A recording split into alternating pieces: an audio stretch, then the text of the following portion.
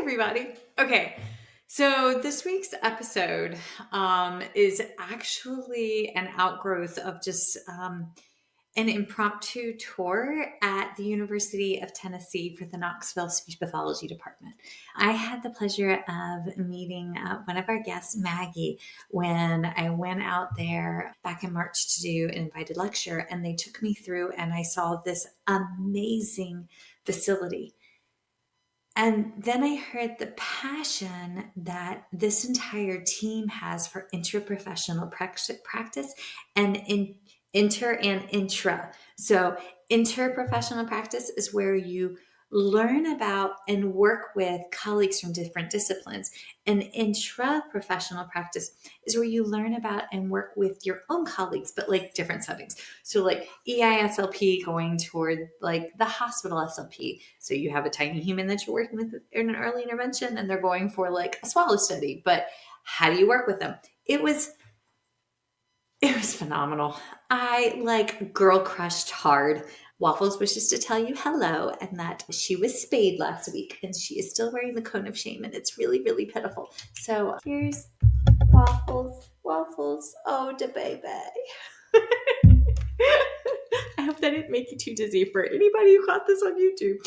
But I'm really hoping that you enjoy this. Also, I know we're all kind of waiting to find out about the state of the world, if there's a government shutdown, and still reeling from the fact that no, Tylenol does not cause autism, and no, vaccines don't cause autism. Hi, Ave, but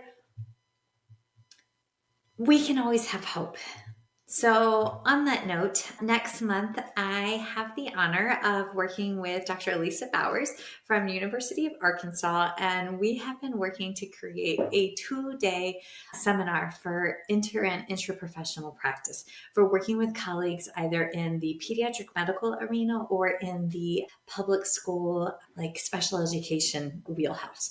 So stay tuned for more details. As soon as we get them to Yumi, they'll be up and available for registration. But my girlfriend, Dr. Tessa Gonzalez, and I, who both had very strong feelings about these statements on Tylenol and autism for a lot of reasons, we are working on creating a panel discussion where we'll have subject matter experts and those with lived experiences coming on and talking about what the research actually tells us. So stay tuned for that. I don't know. I feel like First Bite's a platform for when there's negativity and chaos and hurt and ache and anger in the world, that this little community, we can turn it for good. We can stand strong in the face of adversity, and we can, I don't know, maybe I'm just like mushy and in my feels today, but we can disseminate research. We can put research into practice. We can lift and elevate one another, fellow colleagues, the patients, the clients, the caregivers that we work with. And it's really, really humbling to be a part of all of that. So 1, enjoy today's episode. 2, keep Waffles with the cone of shame in your prayers, because like, oh my God, we got to make it until at least Sunday before I take the thing off. Stay tuned for all of these amazing seminars that we're planning to bring to you. So on that note, happy day. Bye, y'all. All right, folks, wicked excited about today's guest because I got to meet one half of the duo live last March as kind of like almost like a birthday present because I was presenting at University of Tennessee, Knoxville, and it was their Saul Adler talk. And this seminar is a one-day seminar that they have hosted for a billion years. And it's predicated off of, and getting this correct, Dr. Saul Adler, who was instrumental within the program. And I had the opportunity to meet his daughter, which was just, we were both crying. I mean, it doesn't take much to make me cry, but like we were crying happy tears because apparently I was funny and penis jokes still fly in the world of speech pathology. So go team. But when I was there, I was so moved by 2 specific programs. and we're going to cover both of them. And today we're specifically covering the early intervention program because it is, oh my God, y'all, I left with goosebumps because of this. But I want to go ahead and do a shameless plug for the Saul Adler Conference now. So if you are in the greater Tennessee area, or if you want to go see the mountains in late winter, early spring, then mark your calendars for the Saul Adler Conference on March 27th, 2026. And there's a discount if you're a supervisor. So remember, we talk about clinical supervision. Good Lord knows we need supervisors. But they're hosting Rachel Langley with Stepping into AAC. So I love that last year was feeding and this year's AAC because there's like a perfect overlap. And kudos for such an amazing guest in the coming spring. But mark your calendars. I've got my notes right over here. And with that, I get to introduce our guest today. So we have Miss Maggie Wheeler, who literally whipped me around in a lovely minivan because of mom life downtown. And Lydia Barry, who's the head of their EI program. So ladies, thank you so much for coming on. And hi. Hi, thanks for having us. We're excited. I mean, I only totally cocked up the whole timing of this. I was like rapid fire dropping waffles off to get groomed before we recorded. And I had to let them know about her fiasco this weekend because she tried her hand at knitting and then had a whole tentacle yarn poop experience that went to the ER vet. She's fine. They pulled it out. There was also a goat in a cowboy hat, and I'm not making any of this up. And so, like, when I dropped her off to get groomed, like, I had to make sure they knew. We'll be gentle with her in other regions. And then I looked at the clock, sent the email, and was like, I'm 5 minutes late. And it turns out I was an hour early. So it goes on to get these podcasts out the door. There's your Michelle adventure of the week. But hi. Okay. So Maggie, let's start with you. How did you become a speech therapist? Dun, dun, dun. Oh gosh, big questions. Well, I actually went to an undergrad, shout out to Maryville College, tiny liberal arts school here in East Tennessee, and they did not have a speech program. So I thought I was going to be a teacher and very quickly learned that I did not want to rule a classroom of 20 kids. That was not my jam. No. So pivoted to try to find something where I could still work in the pediatric field, but with smaller groups of kids or, one-on-one. Took language development junior year and said, this is awesome. What can I do with this? And found speech therapy and did all the things to get caught up and get my master's and do what I've been doing and loving for the past, golly, I don't know, 11, 12 years. The math starts to get really scary. You're in it.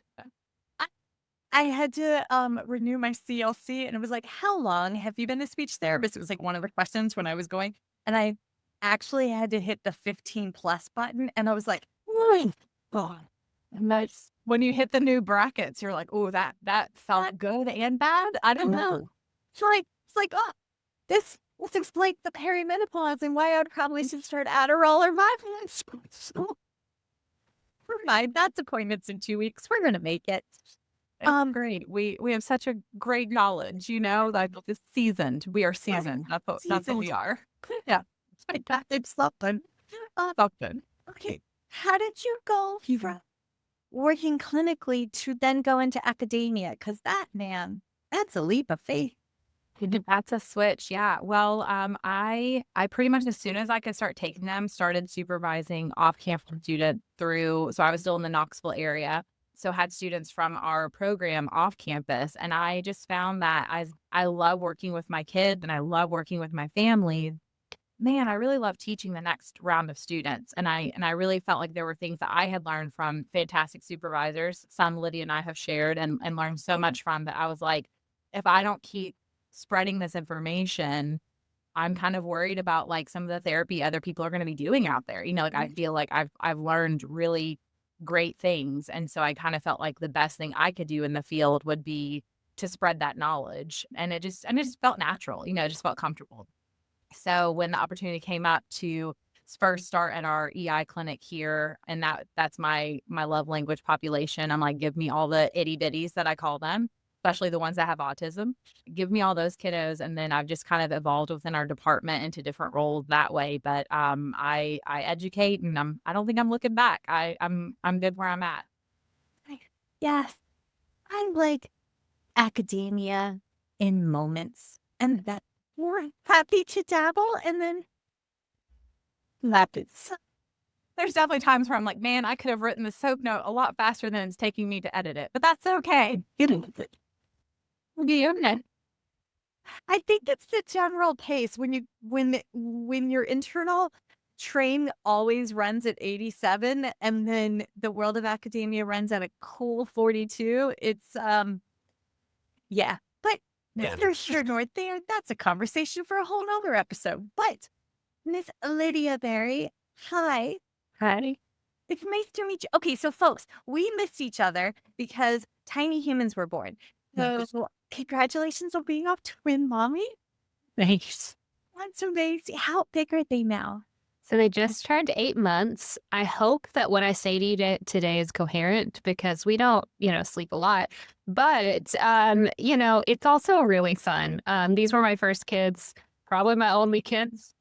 Yes. And, they're awesome. They're really fun and they're crawling and starting to make sounds. And I'm being the nerdy speech therapist mom who's like, oh, look at that babbling. Or, they said mama, mama, mama, and like units, back and forth. And I'm like, I know they didn't say mama, but they totally did, right? Like they did. So anyway, it's been really fun to see them grow. And, now I'm getting back into the swing of being a professional too and working and doing all that. So yeah.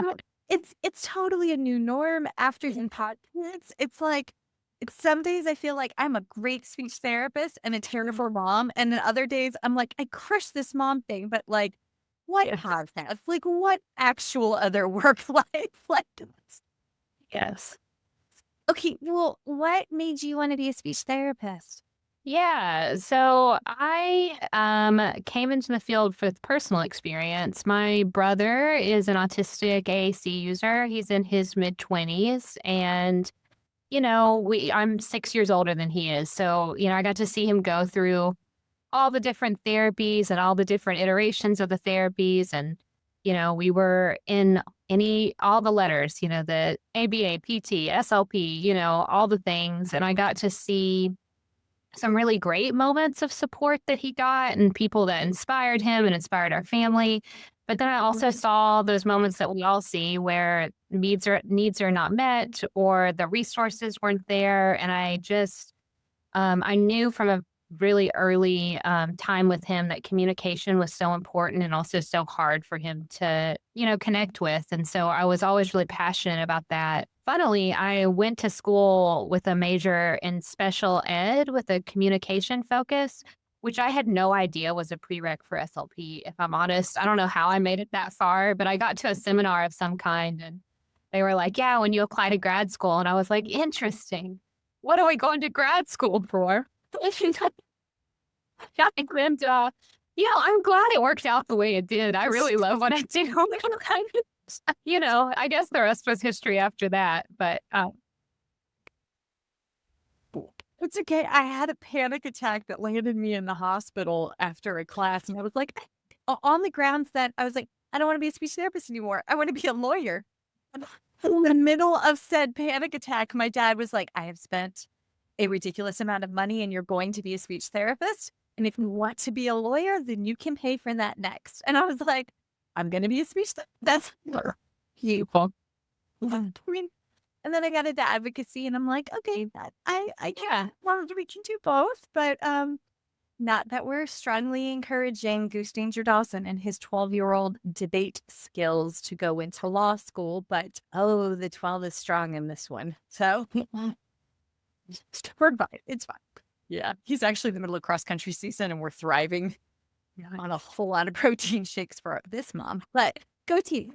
So how did you go into academia? yeah, so again, I'm a very focused person that somehow seems to fall into things.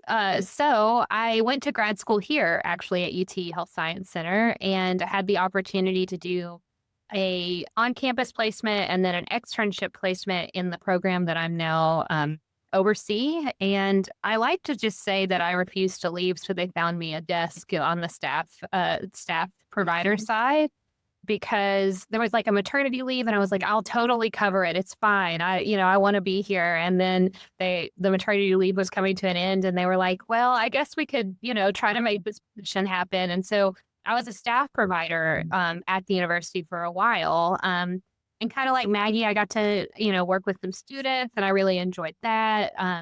We use a caregiver coaching model in our program. And I really liked that idea of working with adults. And I felt really passionate from my personal experience about how empowering parents on this journey that they're going to go on with their kids from like a very early age.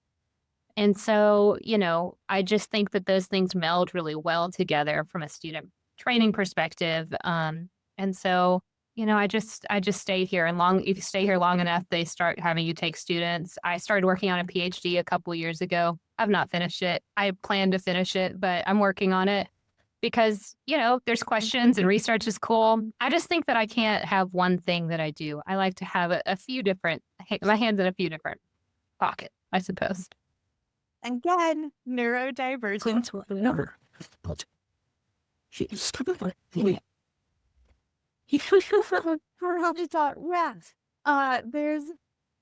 There's a project Aaron and I and a lovely lady from Australia whose name just went right into my mind, so forgive me.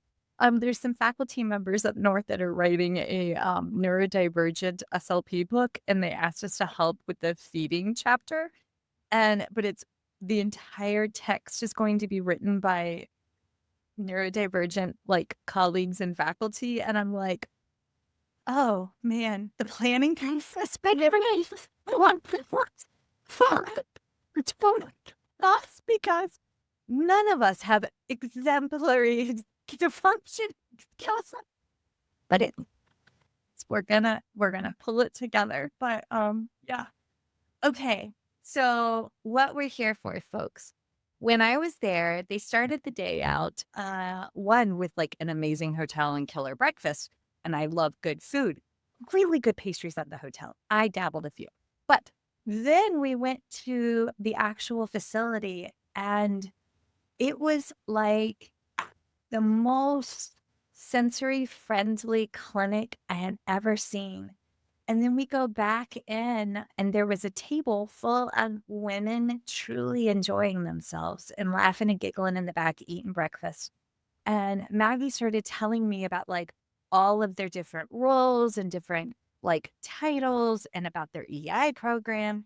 And it was interprofessional practice in action. And it was a HIPAA compliant conversation. And it was, how do we build this human up? And done from a place of empathy and purposeful compassion, acknowledging the Maslow scale of hierarchical need. I picked up on that right away. And just also fun, letting kids have fun. And that was because kids learn through play. So I need to make a mental note that I need pictures of y'all's clinic to add with this. But how in the world did a university speech pathology program get tied into early intervention? It's a great question. It can go back a long way, too. I think I would be remiss not to bring up Saul Adler, who that conference you spoke at is named after. He was kind of the driving force for the creation of this clinic back in the day, and it's had different iterations over time for the last 50 plus years. But the most recent version came about, would it be 2008, Maggie? Does that feel right to you? Yeah, I think so. I think so. So we had the opportunity to partner very closely with our state early intervention program. And so the way that... Is there a name for it? I know in South Carolina, it's BabyNet. So yeah, everyone calls it TEIS because we know in the field, we like to just give letters to things without, but it's the early intervention system, pretty straightforward. And it's part of our Department of Disability and Aging at the state level, but TEIS, our intervention program, they model their intervention program for special instruction, developmental therapy. Does that term, should I explain what that term is? I don't know. It's find a way, because there's always folks that are like, I'm going to nod, but like have no clues. They're like, So we know in the early intervention world, interdisciplinary practice is really important. We have speech, we have OT, we have PT, yeah. speech therapy, occupational therapy, physical therapy. Look, I'm going to try not to use the acronyms, but there's also in that funding for early intervention, the educator of the early intervention space, that special instructor, that person that's touching on the holistic child, that whole person, trying to support the family in their natural routines and their natural caregiving process.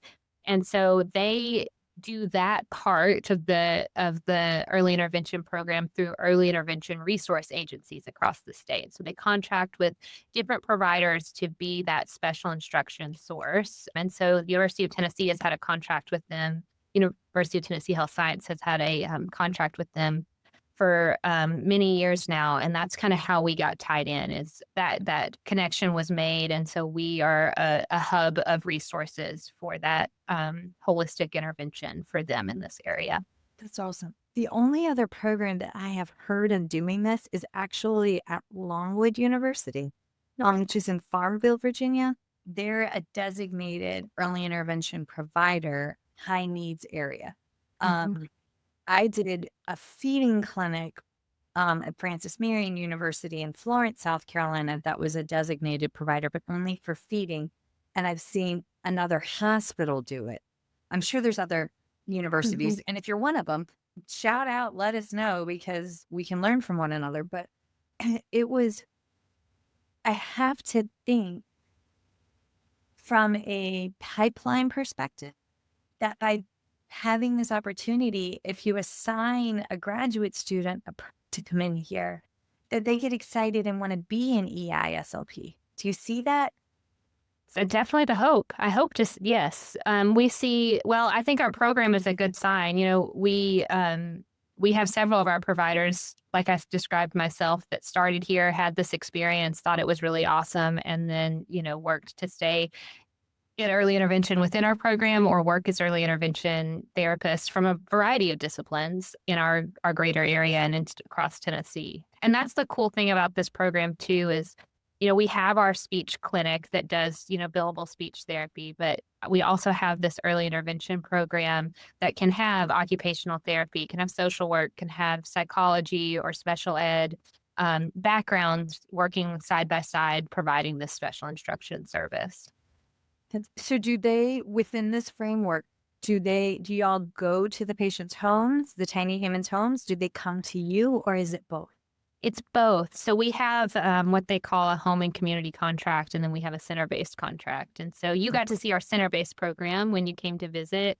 And I guess I should have mentioned too, there are agencies that our state is contracted with that see a wide range of developmental needs. This program that we're talking about today is specialized to see kids who have social communication, emotional regulation, and or behavioral needs. And we know when we're kind of talking about those things together, we're thinking that there may be some early signs of autism. Someone's thinking this child might be autistic or might need to be evaluated eventually. So we're kind of working in that space. And so our center-based program, kids come in once a week in small groups, and we're working on being alongside other kids, being in a classroom-like setting, developing those learning to learn skills in a group environment. And then we have a home health program as well, where our providers go to their homes, their daycares, meet them in the community, and anywhere the families would normally be. I've gone swimming with a family at their like apartment pool. You can meet them at the grocery store if there's opportunities for learning or there's challenges with getting in and out. And so we do a little bit of everything. I love that. Do you have a favorite moment where you're like, from wearing supervisor hat, where you're with the student and you're like, this was a win for the student and for the baby? I mean, there's a lot I could think of a lot of moments like that. Give me 1 second. Let me think of a good all together story. I feel like I think of some of the coaching moments where you can really see the student talking to the parent as if we just had that conversation. I've helped them learn how to, elicit communication by offering choices or something. And that student turns and weeks later, months later is looking at the parent, hey, I wonder if you offered a choice here, like how would your child respond? And you see that kind of take over to where now they're coaching the things that you've taught them. And you're like, yes, like this is the point. This is the pinnacle. Absolutely. Yeah, I'm thinking even just this summer, we had a student who was placed with Maggie this semester previously. So she did a more traditional speech setting in the clinic. And then she came to us the next semester and got to follow one of her kids that is served, in both aspects of our program. And it was really cool, I think, for her to be able to follow a child that long and be able to see that progress and see that kid's excitement, to continue to see her and that family's excitement. I know the parent, when they saw her the first day, where it's like, oh my gosh, you're still with us. Like, that's so awesome. So that was really a cool moment too. Ah, I don't know. We had one family where we got the mom to play in a public play, and it smelled like feet. And I was pregnant and like early pregnant. So like the smell was like heinous. I mean, this was years ago, but like I remember me and the student were all taking turns with the mom, like engaging and like peekaboo crawling through the tunnel because mom had other children and wanted this child to be able to play with, like you were saying earlier. And just, I don't know, that was playing peekaboo in a Chick-fil-A tunnel and the caregiver and the student getting it, like, and being present with the child. But these little moments. Also, we were able to request food at the Chick-fil-A, which is like a huge deal. Absolutely. Oh, yeah. An important life skill too, I think. That's it. Especially with chicken nuggets are life. And Yep. chicken nuggets can be life. I mean, says the pescatarian in the room, but I digress. I don't think chicken nuggets count. I don't know. There's an exception to the rule. But when they're there in the clinic, how do y'all use this space? And then to go back to that caregiver coaching model, how do you use, because the space is cool. Maybe start with, can you describe the space? Sure. Yeah, we're very lucky. We haven't always been in this space. It's actually a newer development for our department. So when Maggie Wait. Maggie told me y'all used to be under the drum line at the football stadium, and apparently football's a big deal. So like, I did ballet. So like, you have to tell that story, Maggie. Yes, go for that. Traffic already. I'm just going to say this morning, I don't think it's Labor Day weekend. I think no one went to work today because of the first UT game is tomorrow. So like, I got to work like 10, 15 minutes faster than I have all week long. And I'm like, no one went to work today. It's an official like UT holiday. Our department has lived lives on this campus. So we used to be, the majority of us, in rooms literally in the curve of Neyland Stadium, and a small building across the street. And then the early intervention services was all the way over across campus in a teeny tiny little white house where Lydia and I used to share an office with 3 other lovely ladies, and we could have just smacked each other on the head. Like We did, actually, I we did think. probably. Always, just throwing papers at each other and stuff. It was an experience. We're so grateful for our new space. So yeah, half of our department moved right towards the end of, I guess, 2020, around COVID, or right in the new year after COVID, to our new space. And then the early intervention clinic and then the speech clinic that I'm in, we all moved over into this space last August. So we are like officially like settled in. But yeah, we have room to grow. We have just a beautiful facility. And the nice thing was, with Lydia directing the clinic now, she was able to really like give, insight into how can we make this function? Because we had lived in 2 small houses already and had various degrees of working around, just making it work. And this time we really could kind of make the space work for us, which has been fantastic to see.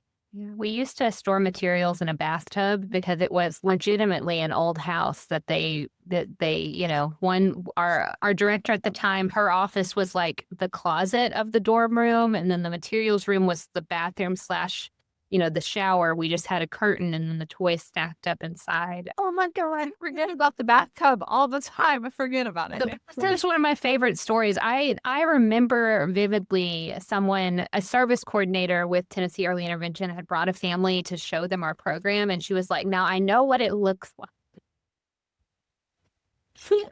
They really do look what they make.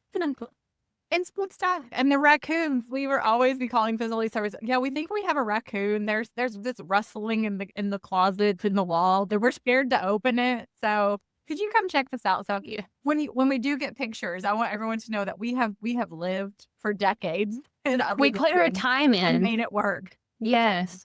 But yeah, Yeah, because when she was telling me this, I was like, wow. I mean, I'd worked in some weird places, and one time got stuck on a dirt road. I drove through a cornfield in the middle of a grasshopper invasion, and I had my windows down, and like all of a sudden these grasshoppers were like hopping in the car, but like working in a bathtub with the pet raccoon. Now that beats it.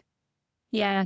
I guess, is it too much of a story to talk about the time a raccoon died in what was the fireplace, but then it got boarded up? And so then facilities was like, there's no dead raccoon. We're like, there's got to be. And then, there was an orange air freshener. There was a lot of problems. Anyway, we're really happy to be where we are.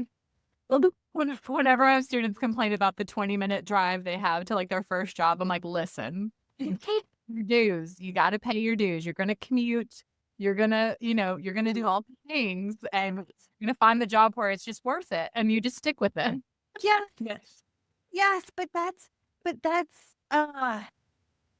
this is the beauty of life. But you look back on these moments and you see how every little thread was woven together. And this is no pun intended for the whole waffles or anything earlier, but like that's the beauty of life. And then and I walk in and the lights are non-reactive. The space is completely accessible. I mean, it was gentle for sight, sound, like all of my sensory systems, and I'm attuned with mine, were very like. Yeah.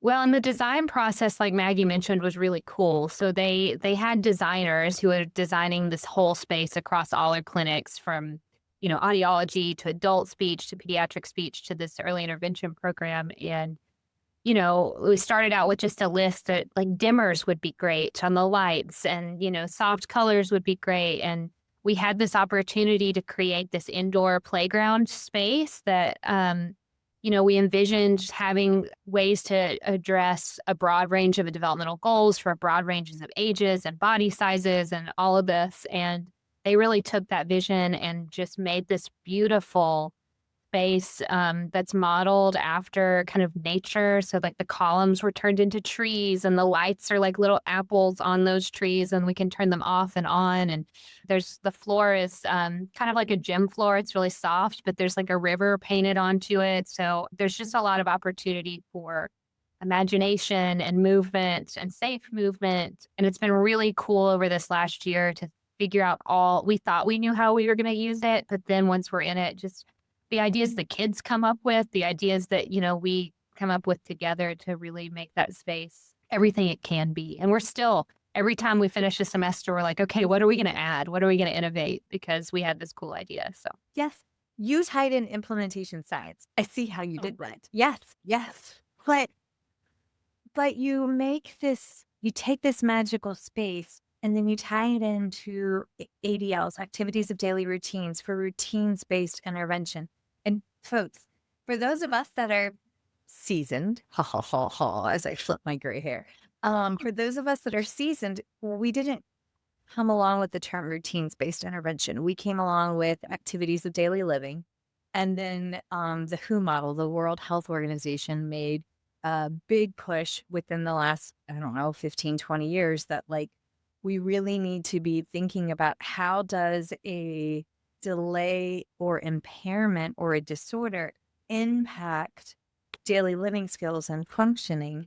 And that's where we get like functional index measures for growth. From the feeding world, it's a feeding block has a ton of resources to measure and chart this, but that's important for pediatrics for language, not just in the adult world when you're trying to get a FIM score to justify for insurance to continue paying for stuff.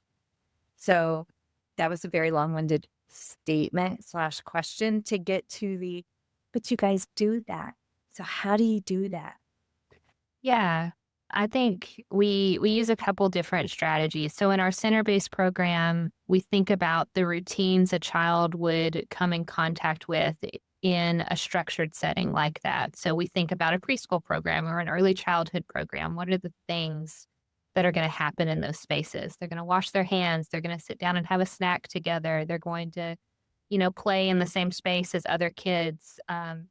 And then we break those things down and think, okay, what is challenging for our kids with those routines? And it's a collaborative approach, right? We have our ideas of what we know tend to be challenging from research and from experience. And then our families, we have an initial meeting with them before their child starts and say, what are the things that have been challenging for them in these settings, or what are the opportunities are there for them to grow? Where are their strengths when they've been around other kids? And so we can develop a plan for each individual group that we do that gives that child the opportunity to be as independent as possible in these routines and to gain the skills that are going to help them continue to be independent in a less scaffolded situation. In our program, the state of Tennessee has adopted family-guided routines-based intervention. Yes, for I thank you, Dr. Juliana Woods. Yeah. Okay.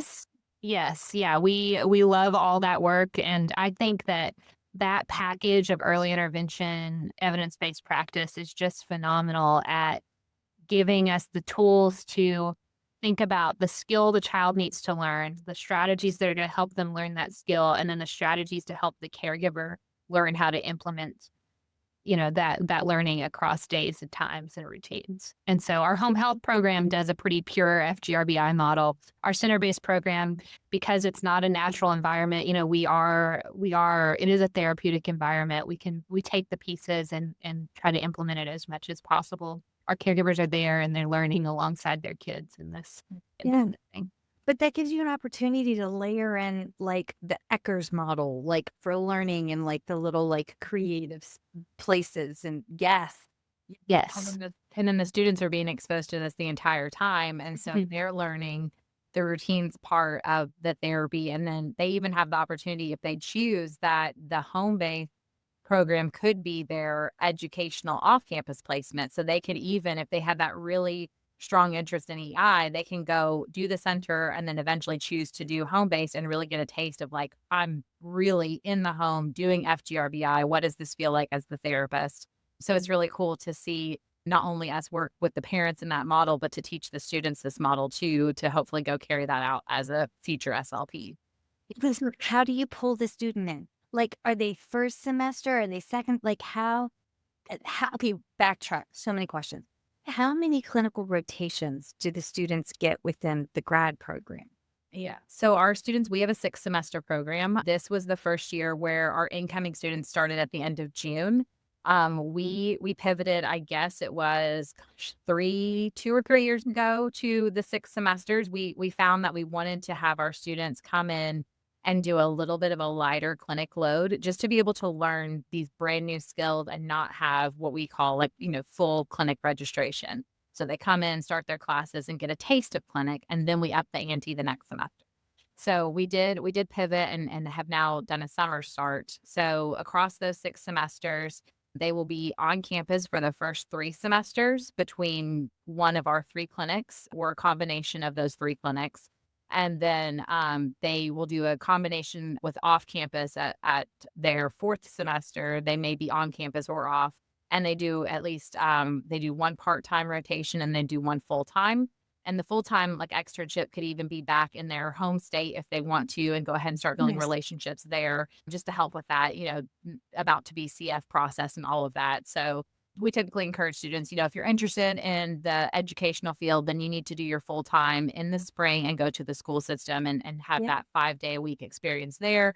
If you're less interested in the medical field, then do that as your part time. You still get your hours, but it's not the thing that you're doing 5 days a week and really getting, fully immersed in Yeah. for your future. Have So you, have you started prepping for like the competency based? Like, I feel like this is like a premeditated shift, like what y'all are doing to move towards the competency based education supervision model versus the minimum 375. yeah, I mean, we have the CASA requirements that we're, grading everyone across all semesters. And so, they're already getting exposed to that. Our off-campus supervisors do the exact same grading model as well. So what's really cool is like, I think of, I feel like I have the competencies memorized now, but I think of one where, is exposed to all service delivery models. And, if they're in the EI clinic with Lydia, they're really getting a taste of like, what does it mean for a kid to have an IFSP? You really learn about that transition to the schools. And that's something coming as a former school provider that I'm just like so want to ingrain in our students about helping through these transitions and these pivotal moments with our families. And in, the state of Tennessee now, we have birth to 5. And so we have some kids where we're bypassing the preschool program and we're hitting straight to kindergarten. And so how are we prepping our kid? Wait, what? What do you mean birth to 5? So, Go ahead, Lydia. yeah, I said Tennessee early intervention. Would it have been 2019 when they made that shift, Maggie? Because it was the year that you moved into the speech clinic. I think that was 19. No, it would have been that was 2022. 22. 22. Mhm. Yeah. You said there's magic editing. Pretend I knew the year just immediately off the top of my head. I remember because it's like I was pregnant. Like I have to do this. So I was like, that was, yep, I was newly pregnant. 22. It was 22. Anyway, Tennessee, I think it's the first state, only state that moved. So we were birth to 3 for a long time, part C of, IDEA, early intervention. And they worked with the state and federal government to extend our program being the state Tennessee early intervention program to be birth until the start of kindergarten. And so they must enter early intervention before the age of 3. At age 3, they're evaluated to see if they qualify for Part B services, so to continue to receive. But at that time, if they are eligible, they can make a decision to either go to preschool with their local school system, or they can do the TEIS extended option, which means that they can continue with their early intervention providers for they can stay as long as they want up until kindergarten. So some kids just need another 6 months to a year for their families to feel like they're a little more ready. And some kids have stayed with us. So this was the first year kids were mandatory exiting the kindergarten. So we had a few.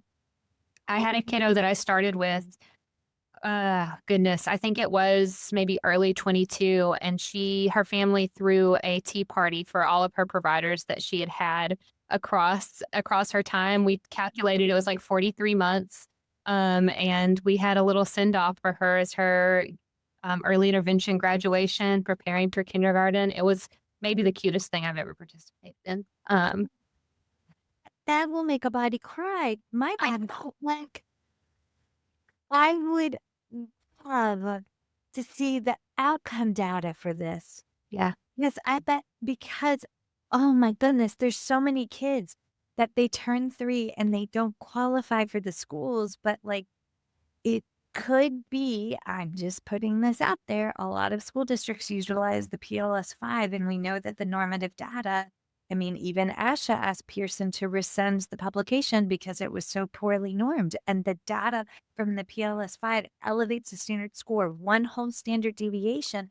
And these kids, based off of 1 standardized assessment, can get kicked out, versus if you utilize the self, or if you pull in a language sample, or you pull in other like holistic measurements, you see that the deficit still stands and we still want services.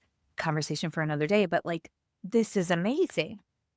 Okay, it'll be great too, because we have like, all of our eligibility categories will say the kid only shows up as like a speech impairment, and they only want to give, itinerant speech services, 2 times a week for 30 minutes. That family can now choose TEIS and still receive the full gamut of services they were already receiving because they were eligible. that's like what matters, right? They were, they're language impaired, but they're getting more than speech services by continuing in TEIS, when we see that maybe this kid needs a little bit more than language, even if, that school evaluation doesn't necessarily reflect that. So it's just giving parents some options, which is amazing. Okay, so I have 4 billion questions, but like, how the hell is this paid for? Oh, you need to have someone from TEIS on your podcast to talk about that, probably. I don't want to misquote, but I'm like, maybe even within your framework, like, do y'all bill? Like, how? yeah. So you can think of, we do early intervention across our clinics, but early intervention services, we're often called in the community in the greater Knoxville area, the pediatric language clinic. That's what we were called for a really long time. And what just, yeah, More than that, but like, yeah, and I think that's kind of where we're thinking about what we should be really called moving forward, especially now that we're doing in special instruction, because we're doing so much more than just language. But it was a great name, Dr. Saul Adler. We're very grateful for it. But anyway, I lost my train of thought. What was I saying? Oh, where our special instruction program is paid for 100% by Tennessee Early Intervention. So they fund free to families this service with us. And then Maggie works in our vendor clinic, which does bill insurance. So it's 2 separate services that families can have both on their IFSP. I don't know what you'd add to that. But No, I think that's my favorite thing about having transitioned from, the EI service clinic where Lydia is to where I am now, is like 75 to 80% of my caseload are Lydia's kids. And so the continuity of care of knowing that they're getting this developmental therapy support, or, either home or center, and then having me as the speech therapist, like you're on the same page. We're no longer having this, okay, what's the speech therapist telling you? Because, I'm working with Lydia. I know that we're trained the same way. And so even though she is technically their developmental therapist, I know that we are like so on the same page with intervention. So they're coaching the families, I'm coaching the family, and working with the kid. It's just so the kids can get both. So yes. Yes, because I'm technically their speech therapist, and Lydia and her staff are technically their developmental therapist. So also, like, this week I started several kids where I was, they really needed some social interaction. I have them in individual therapy. And so I'm messaging the clinic coordinator up there with Lydia saying, hey, do y'all have group openings? I have some kids that need to get there. And boom, now we got them going in the group. So they're going there 1 day a week. They're coming downstairs to me the other day. And so there, again, is this continuity. We're able to now meet this social peer interaction, but then also still have their individual time with me. And so it's so fun. It's so fun to collaborate together. I love it.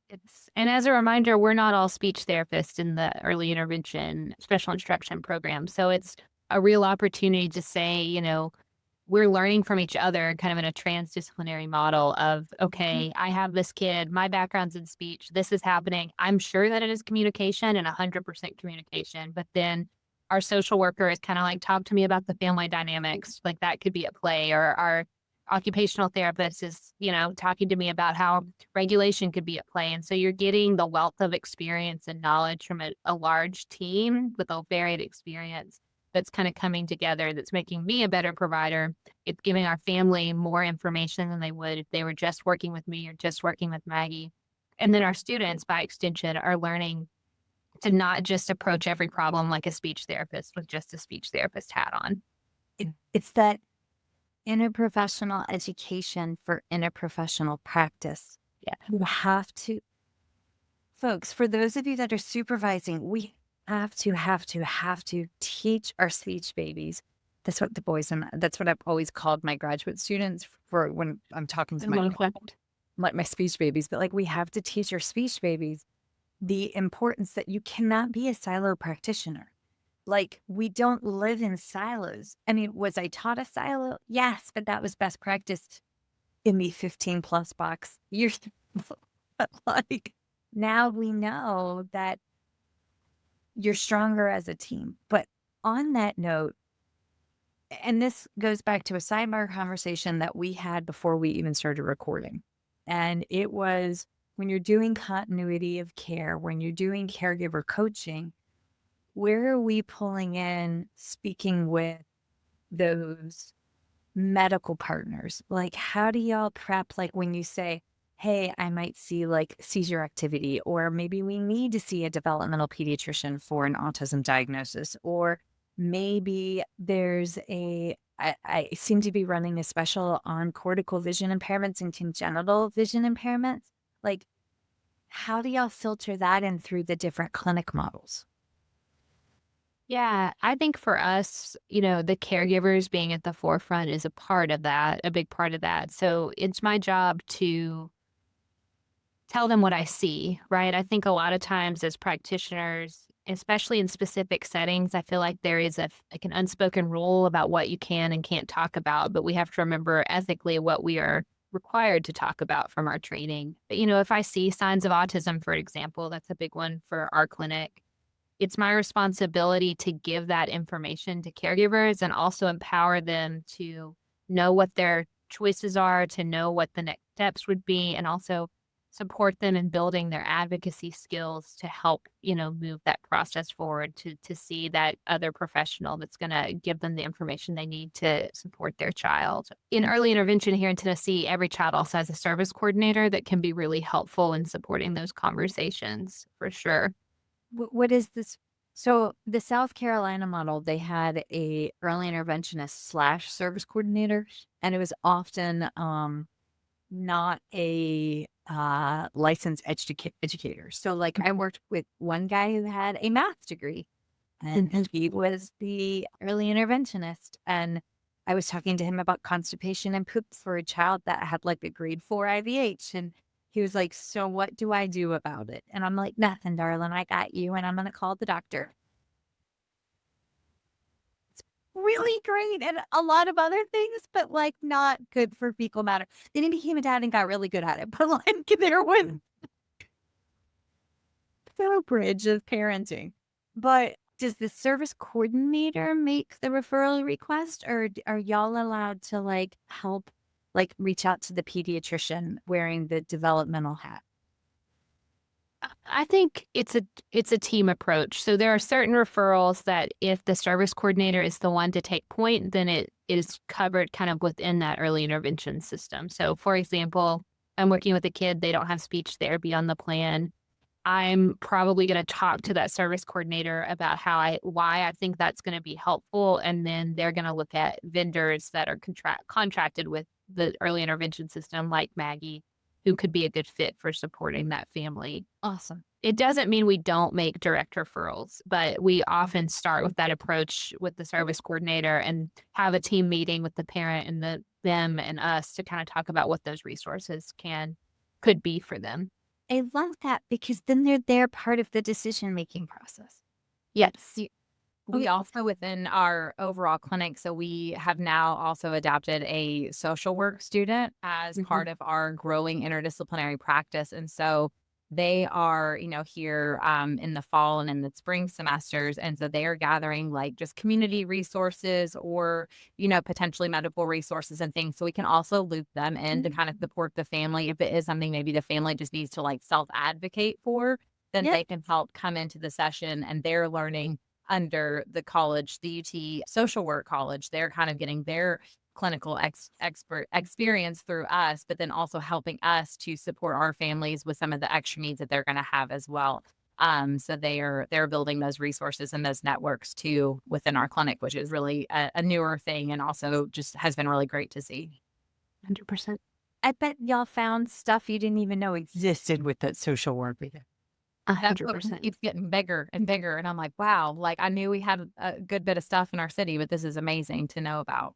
Yeah. And I think that's something good to know for people. Like we're very lucky to work in a university system so that we have connections to, other departments, other universities in Tennessee and across the country. But, social work in particular is a setting where those providers are taught to go into lots of different settings and work within, that's part of their training is how to work in a setting that's not just full of social workers. So I know that like College of Social Work at UT often places students in clinics that aren't university clinics. It's just a private practice could potentially have a student like that placed with them, doing a practicum. And I think it's a really beautiful thing, like we talked about for interdisciplinary practice. I'm thinking of, and it's the elephant in the room figuratively, but with the passage of the bill in July and what's happening to my families, and I know in Virginia here in our Commonwealth, because we're a Commonwealth, not a state, we're already seeing ramifications where prior authorizations are dwindling to 3 sessions, and then you have to justify progress made for a non-speaking neurodivergent child in 3 sessions in order to get 3 more sessions, or it's taking 2 to 4 weeks to get a prior auth back already. But access for food and for transportation support. So the value of engaging and working with that partner in the future, that's something that I think we need more. Okay, that is wicked freaking cool that y'all have them in. Okay, so what is the feedback from the caregivers that you get?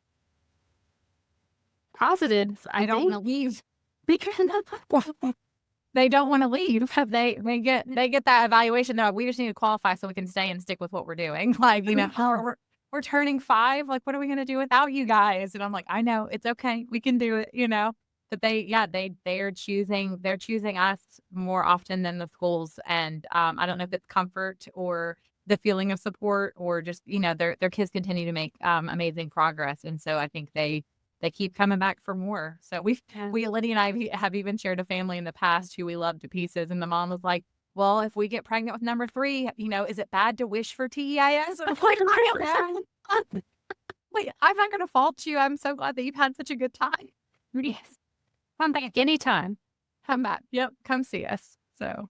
Yeah, I think families know when providers see them, and see their whole family. And we, Maggie and I had a shared mentor when we were both starting out that she used to say that the kids that we serve oftentimes don't have a lot of people that like their kids, that tell them like their kids are great and they're fun to be around and enjoy it. And I think that's a goal of mine and a passion of mine. And I want our families to leave each session feeling like they have someone that's there who's empowering them, who's walking through some things with them, and that like them, that, regardless of what their kid did that day, we still enjoyed, being together and having that time together. I took a bubble one to the eyeball I took a bubble, like straight up, like to the eyeball and wiped off an entire eye's worth of makeup. Well, I didn't think that I had wiped off an entire eye's worth of makeup. And the rest of the day, this happened yesterday, everybody was kind of looking at me funny. And I didn't notice until I peed and actually looked in the mirror that it was like I had only done 1/2 of my face. But like the mom was petrified when the moment happened. And I'm like, Bobby, you got too excited. Don't worry, Shell's going to get the bubbles, right? But because of the fear of rejection, because this child has tantrums or like reactive, and there's a trust. And so when I started joking and the child was ready for the other shoe to drop, right? Not because I've ever dropped the other shoe, but because like past experience with other humans. And so there's something magical about creating a place where everybody is trusted and valued, and where everybody can unmask and just say, this is where we're at, and be authentic. Because let's be honest, the neurodivergent tiny humans that we see come from larger neurodivergent humans that have probably had to hide away their tendencies. As I sit here with my STEM toys and y'all got yours beforehand. And that's part of the conversation. Like I do, we do group orientations at the beginning of our semester with our students. And I'm big on this professionalism kick, because I don't know what happened post-COVID, but graduate students have changed. I mean, they have. Yeah. And I think we're just, and that's fine. We need to grow with the times, and the world that they're living in is different, all of these things. But, I really get on my professionalism soapbox in that orientation. I say, these are my babies. And you show up and we act professional and we treat these caregivers with the utmost respect because they're my babies. You're a reflection of me in that fashion. And that's my expectation. I said, I do not want to mark someone down for professionalism, but I absolutely have, and I absolutely will, because this isn't just like pretend play, like practice real world. Like this is their speech therapy session. And we're going to treat it as it matters for this child, because it absolutely does. And that's one of my favorite things, though. I had one of my little girls this week who is like, she comes up to me. She wants me to carry her all the way down. We're forehead to forehead. We're besties. She bypassed me and went straight for her student this week. And I was like, now I'm chopped liver. What? But I said, that's amazing. I said, you are now in the circle of trust. And I'm so happy that she bypassed me and went to you this week, because I want you to get in that circle of trust. That to me is the sign of utmost respect from that child. But I think that's so important to instill in our students too, that this is this is their well-being, and you're in charge of it right now. Also, proud speech mommy moment, right? Where you got playing. I do. I think I say circle of trust now all the time, because I do. I have those kids where they have their tell of, yep, that means you're in the circle of trust. I said, welcome. Like, that's my thing. I love it. I love it. Just like Lydia said, I think there's lots of places where those families aren't accepted and that child has a hard time. And if this can be the building where they come in and they're happy, and, you hear that, and I hate it, but I coordinate our referrals for our speech clinic. And with some of these TEIS ones, when they're emailing me and they're saying they've had a bad speech experience, and the parent comes in and they tell me the things, and, we get in the parking lot and they start crying and they're so upset. Like they have that motor memory, this core memory of these buildings. And they show up here and they're running down the hall and they're smiling and they're spinning and they're just so excited to be here. And I'm like, that's a win. Like our session's already starting off amazing because you feel safe in this place. And that means more to me than, getting you to verbalize 100%. That's what I want you to do. But man, you feel happy and safe to be here with Miss Maggie. Okay. Like this is a win in my day. One of my little guys on Wednesday morning, his mom was like, "Yep, school's in session." We were getting him dressed and he was like, "No school, no school, no school." And she was like, "No, it's not no school. It's shell day." And he goes, "Yes." I love it. Yeah. Although I do want him to feel that way about school, but also I like winning, so that's great. now I'm like, okay, you love me. Okay. Okay. All right. So I have to be respectful of her times. But if somebody, what words of wisdom do you have takeaway for either clinical supervisors or students or colleagues that are doing early intervention? Like the audience for this is huge. We have everybody from speech babies to like seasoned clinicians. Like, speak to the person that, and caregivers too, but speak to the person that's on your heart. Well, what pearl would you give them? Also, I love how the history of what pearl of wisdom is actually like a Persephone gateway to escape hell is she would, give people a pearl and then they could come and go as they want. And there's a whole not appropriate story behind that. But sorry, Goose's perseveration right now is Greek mythology, Greek and Roman mythology. So, yeah, but Google the pearl and you'll be, it's very cool. Persephone was amazing. To try to pull my brain back to the question. I think for me, I kind of have two thoughts. One is, I think that the thing that makes early intervention special is that collaboration piece. And that happens with other professionals, and it also happens with our primary caregivers. And I think as a field, we sometimes view caregiver education or caregiver coaching in particular as this advanced skill. Like you have to put your time in, you have to learn these things, and then you can learn how to coach. When our caregivers need us right now, and they have the opportunity to enact so much change and so much support.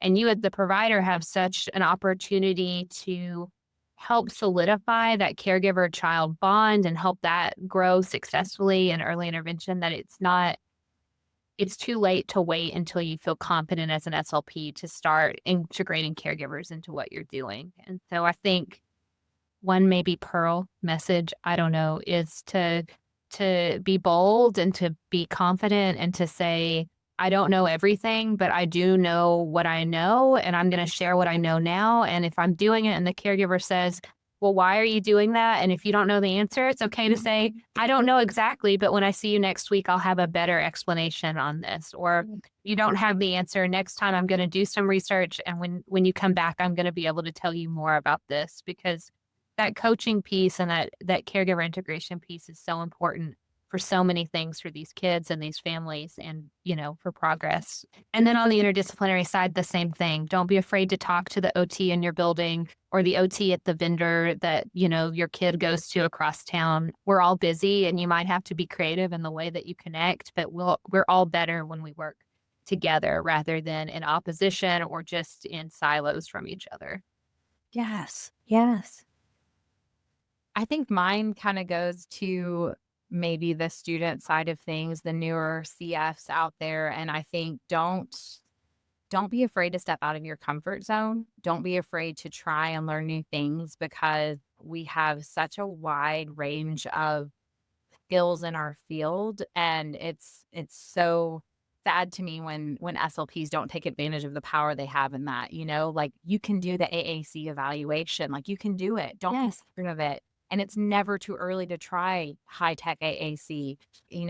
Try those things. Just because you haven't done it, there are people who will mentor you, who will guide you, and just think of how love empowered it mentoring. is. Who love it. And who, we want what's best for our patients. And if that's what's best, don't let the fear of something new stop you from meeting that patient's needs. And, we can sometimes be that first person to see those indicators for autism. Don't be scared to have the hard conversations. I had a family just the other day. It's been almost 3 years in the making, where we talked about it. I thought they were going to drop me because they weren't ready to hear it, but like it was time and we had to just do it. And I feel like I've had that conversation a lot. And I think that I do it in a very supportive and non-judgmental, non-pushy kind of way.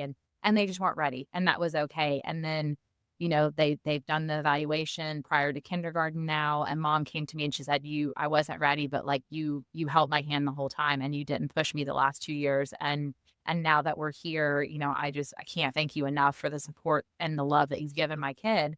And I was like, yeah, I don't feel like you have to label something, but I want you to know what I'm seeing. And it's my ethical duty to talk about what I'm seeing, and you do with that information what you want. But is it comfortable? Not always. Or, is it, yeah, it can put you really, really out there. But that family doesn't deserve to go sit in a room with, school evaluators who have never met them and say, well, your kid's qualifying under autism. And why isn't my speech therapist from the past year talk to me about this yet? They don't deserve that. They want to hear it from that trusted person in their circle. So have the uncomfortable conversations. If you're not sure how to do it, find a mentor, let them help you do it. And you will be a better SLP if you can do that. Yes. Oh, this was great. Okay. All right. Last question. If anybody has any extra funny money lying around and they want to make a donation or like send love money somewhere, is there an entity, an organization? We do everything from getting your dogs spayed and neuter, Bob Barker. I know there's like an organization, but I just remember Bob Barker and like spinning the wheel, but like to March of Dimes, to Feeding Matters, to like Ash Foundation, but like, where would you like them to send some money? What organization? Shameless plug, you can donate to our programming. So How? So we have a couple enrichment funds within our department. I don't know exactly who you would reach out to. Probably, what is our general email? Yeah. I would reach out to Amanda Armstrong. She does like kind of our scholarship funds. We have a past student that we have a scholarship fund in honor of, but she does kind of all of our endowment enrichment. Yeah. Early Intervention Services has an enrichment fund. You can, she's a great, I'll give you some contact information. Maybe you can, is there like show notes? It feels like when I listen to podcasts, there are show notes. Okay, so y'all send me the links for whomever or whatever page, and then we'll add them to the show notes. So folks, if you're listening, I redirect you to the show notes on the phone. Can I plug somebody else too? Just because I think it's a local organization, but they do so much for early intervention that I would be remiss not to mention Friends of Tennessee Babies with Special Needs. They serve the East Tennessee region. Friends of Tennessee Babies with Special Needs, and they do a lot of local programming for kids served through Tennessee Early Intervention. They do grants to support our families, and we're really grateful to them and all they do for us. So it's a good organization to look at as well. Please send me that in the show notes as well, or to be Yes. added to the show notes. I hate it as if y'all are typing it, but like, you know, whatever. I'll type that later today after I pick up waffles and meet with the financial planner. This has been a day. We met with the lawyer to finalize the will this morning. In the afternoon is financial planning. So like, don't worry, I'm going by the wine store afterwards. I think that sounds well deserved. By the wine store. Food line. Yeah. Yes. A good wine store. Yeah. The good wine store, yes.